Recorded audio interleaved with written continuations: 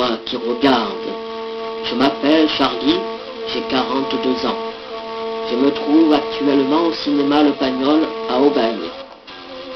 Si ma vie n'a pas toujours été un fleuve tranquille, je peux te dire que ce que tu vas voir maintenant n'est pas une fiction. Sur l'écran noir de Menu Blanche, moi je me fais du cinéma. Mais la vie, c'est pas toujours du cinéma. Et c'est bien.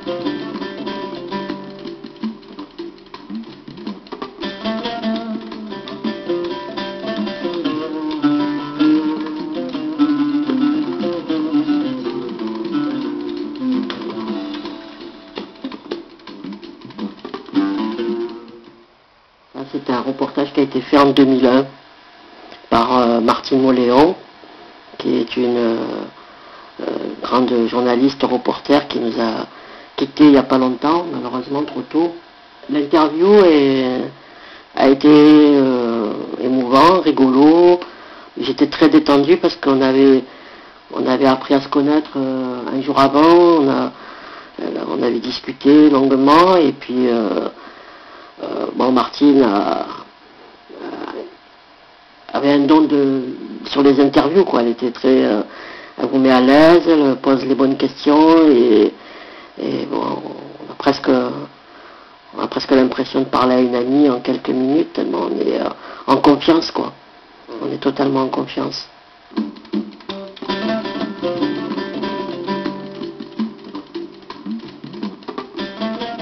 Là, qu'est-ce que tu voulais changer dans cette émission? Ah, moi, dans cette émission, je voulais pas changer, je voulais rien changer. C'est plutôt Martine qui, à travers le titre de l'émission, si on changeait, elle essayait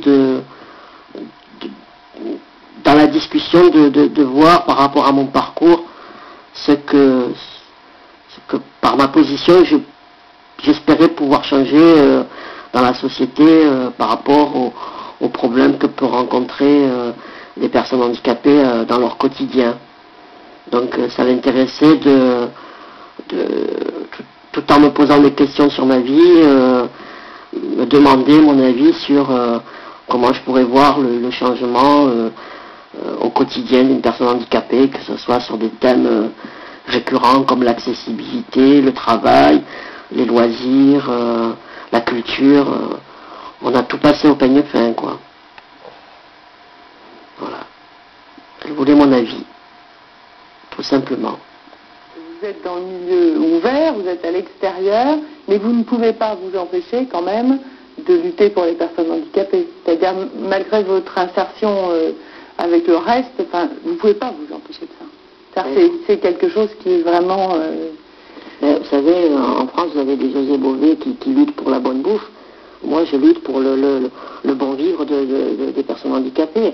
Et si, quelque part, il n'y a pas des fois des leaders ou des grandes gueules ou des gens qui disent, bon, là, il faut arrêter, quoi. Il faut arrêter les bêtises, il faut arrêter le gaspillage, il faut réfléchir, il faut nous impliquer dans l'action politique, dans l'action sociale de tous les jours. Et c'est vrai que pendant des années, je me suis amusé, et puis j'ai pris conscience. Et c'est vrai qu'une année, je suis tombé d'un trottoir qui n'était pas adapté sur Aubagne. Je me suis cassé le bras, la jambe. Pendant 8 mois, j'ai galéré comme jamais. Et j'ai dit, ça suffit, quoi, il faut arrêter. Et c'est pas possible qu'il y ait des personnes handicapées qui se mettent en danger en se baladant dans les villes. Réflexion sur le risque. Rire, c'est risquer de paraître idiot. Pleurer, c'est risquer de paraître sentimental. Aller vers quelqu'un, c'est risquer de s'engager. Exposer ses sentiments, c'est risquer d'exposer son moi profond. Présenter ses idées, ses rêves à la foule, c'est risquer de les perdre. Aimer, c'est risquer de ne pas être aimé en retour. Vivre, c'est risquer de mourir. Espérer, c'est risquer de désespérer. Essayer, c'est risquer d'échouer. Mais il faut prendre des risques, car le plus grand danger dans la vie, c'est de ne rien risquer du tout. Celui qui ne risque rien n'a rien, n'est rien. Il peut éviter la souffrance et la tristesse, mais il n'apprend rien, ne ressent rien, ne peut ni échanger, ni se développer, ne peut ni aimer, ni vivre. Échanger sa certitude, il devient esclave, il abandonne sa liberté. Seuls ceux qui risquent sont libres. J'espère que tu as passé un bon moment à voir toutes ces belles images. Je voulais simplement te dire que le problème du handicap ne serait pas un problème si vous arrêtiez d'avoir peur. N'ayez plus peur. On n'est pas là pour vous manger. On est là pour vous aimer. À bientôt.